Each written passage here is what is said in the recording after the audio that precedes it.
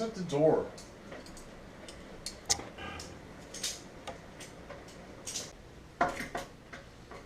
Who is it?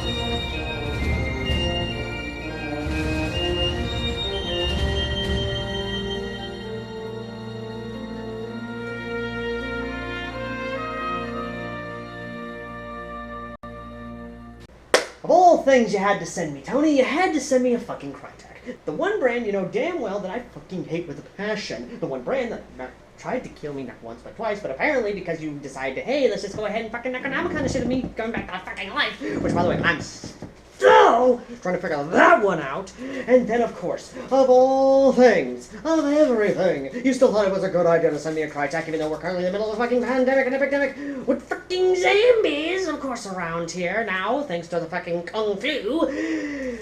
And yet, you had to send the gun. I'm just going to say this one thing, my friend. I am not reviewing it. I am never going to review it. I shall never and shan't on a fortnight review a Krytac. Good day, sir. Is that one gun from the COD Ghost game that was very mediocre, but I think you'll like it, especially since it has cry in its name, and I know these make you cry in it.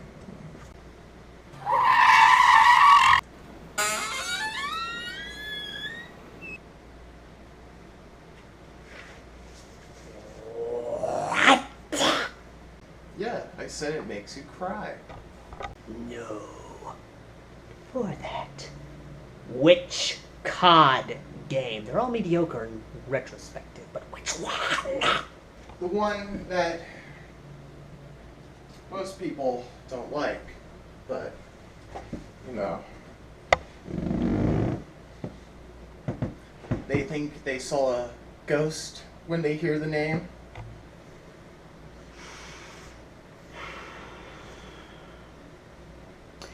Fine. I'll review the damn gun. 24 hours later. Much to my chagrin. Yes, apparently this gun is in fact the one from Call of Duty Ghost, or at least a version 2 version of the Honey Badger, which, okay, I'll admit actually is pretty good because of a few things, which I will happily point out, and the fact that this is probably going to be the only video I ever say anything positive about the Krytac. Moving the fuck on now. The box is boring as always. I'm sorry. The only real indication of the gun itself is, of course, the sticker here on the side. I'm sorry, Krytac, you have all this fuck you money, and yet you don't put it to any sort of real estate. I mean, the only thing I have on here is, of course, the Krytac logo, which, of course, is the Kraken, some tentacle hentai, and, of course, the Krytac logo itself, which we do not give a fuck about.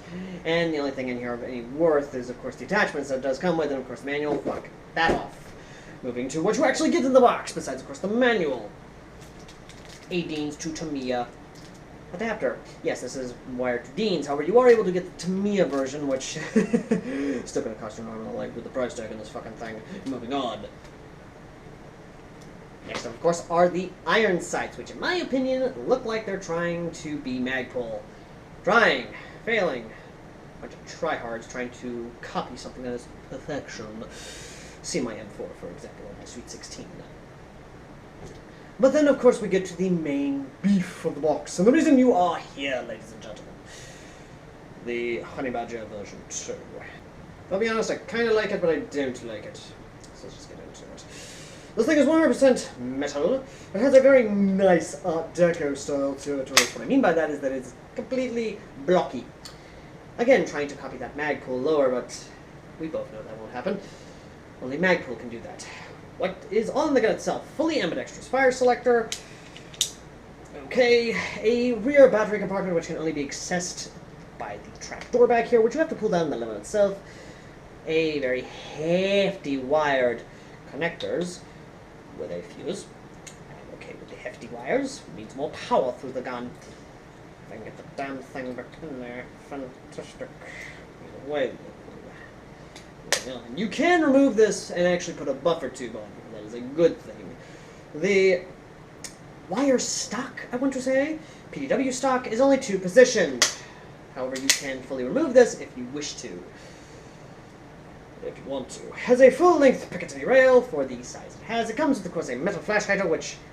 what the hell even is this fucking thing? Obviously, for me, I'd be removing the damn thing and putting on a massive suppressor and or SOCOM barrel on here because, once again, this is technically the Honey Badger. Technically, it comes with a very nice grip. That is the only thing I'm going to say nice about it outside of the many minor things of it. It is conformed for her pleasure. A flat trigger for all you speed softwares out there. A very wide, very comfortable trigger guard molded into it, because of course we don't want to swap out the trigger guard for something better. Because of course you do. It does come with a 130 round mid-cap, which actually has a window there for your BBs. I'm impressed. I'm impressed. And has a semi-follow-through. I don't know. We'll see. We'll see. Does not have fully ambidextrous magazine release. It does have a functional bolt catch. There it goes. And it actually does have the Chris bolt assist. And the one thing I actually do like about this is it has M-Lock. Finally, someone's learning. M-Lock is superior than Keymod. Fight me in the comment section. I don't give a fuck. Because of that, you can mount this whatever you want of your M-Lock pleasure.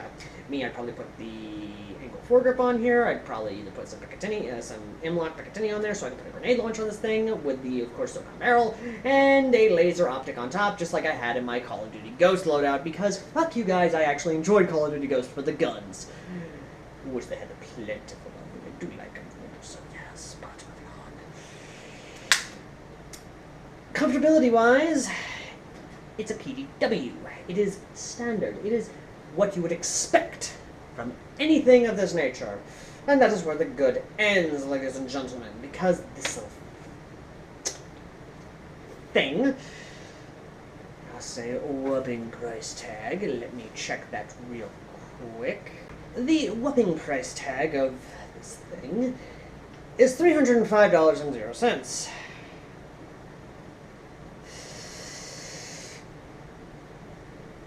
Oh, better than before, Krytac. Oh, better than before. Ladies and gentlemen, I don't shit on Krytac because I hate them.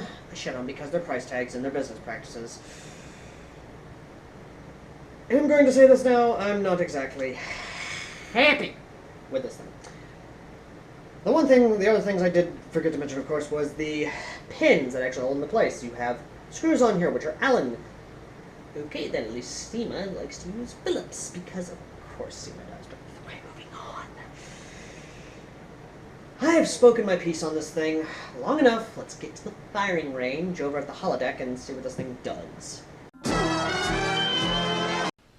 I'm really honest, I'm hoping this doesn't work, but knowing my luck, it probably does. Low .2 Black Ops, which I do like that. That's one thing I do like about the magazine, at least. Is there's a door, there's a little window there to see how many BBs you got. And the battery I have on it's too big to actually close the fucking door. So,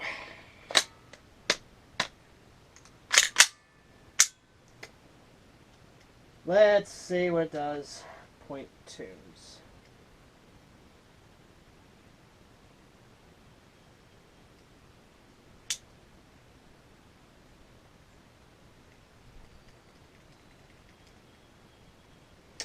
It's not turning on, which means I have to plug this up. I'll be right back, ladies and gentlemen. Point it that way because, of course, the thing needs to be charged up. So let's just see what kind of readings we can actually get off this, shall we? And at the same time, I can adjust the hop up. Did not feed. There it goes. 348. 351. 350. 349. 351. 350. 318. 351. It's under the 320s and 315s and .2s at 315 rounds per minute, which probably can go higher. I'm going to adjust the hop up, and then we'll get a run cam on this, and we'll see exactly how far we can get with it. So, be right back, ladies and gentlemen. We've got a run cam on here. Low .2s, because I don't want to waste my .25s on just distance tests, because I'd rather use them in-game so you guys can actually see it. But since the quarantine's still on, can't exactly go outside. So, semi-automatic.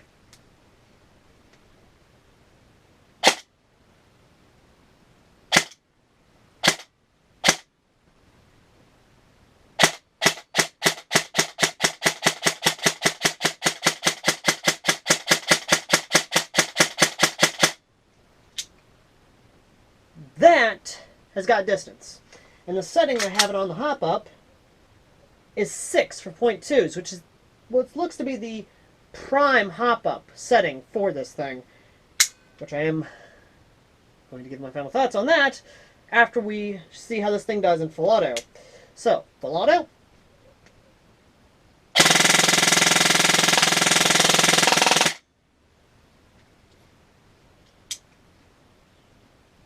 Empty. Absolutely empty.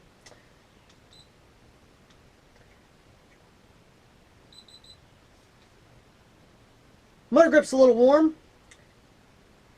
Lipo's warm. So definitely don't do full auto for long periods of time like I did. Let's get back this way and give my final thoughts on this. Yeah. So yes, the FPS is good. Yes, the fire rate is good. Yes, of course, the damn thing has range. But do I recommend it for everyone? Unless you're a hardcore Call of Duty Ghost player, I recommend going with the Ares Honey Badger, since that actually is closer to what this is. This is what happens if Call of Duty Modern Warfare 2019 got its version of a PDW, and I would not be surprised if it actually did make it in there. In Call of Duty in its history, they have used airsoft guns in the past. Call of Duty Modern Warfare Remastered, anyone? Moving on, though. What do I think of it? Solidly built. It's an AR PDW. But for the price tag, I think they should offer a little more. Because I have seen guns of similar price, an AR configuration mind you, where they have had ambidextrous mag release, they've had the ambidextrous bolt release, they have had all the bells and whistles to it, including the metal flash hider and the kitchen sink. For $305, I want the bells and whistles. Is it so hard for you, Krytac, to stop sniffing your own farts and stop being high off your own fucking ego to actually offer these little tidbits that actually would make your little PDWs actually worth that extra price tag? Because, of course, people want to buy these things, and the next thing they know, it's like, oh, I should probably get more for it. So they have to go out and buy the ambidextrous mag release. They have to go out and buy some more stuff. They have to go out and just buy everything else. And the worst part is that it could have been done better. It could have. But I have spoken my piece. You want to know the final verdict? The final verdict for this Honey Badger Mark II, version 2, is a 9 out of 10. It is a must-own, but it barely misses my legendary rating because of that fucking price tag and the fact that they don't offer anything else. They could have damn well offered a suppressor for you to have that SOCOM look. But Krytac in their infinite wisdom did not. Anyway, thank you all for watching. As always, I've been AirsoftAL, the Commons Airsofter, who reviews Krytacs, because some of them were featured in Call of Duty.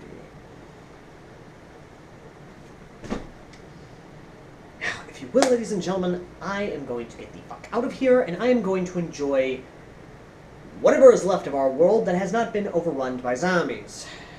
The liberal coronavirus kind.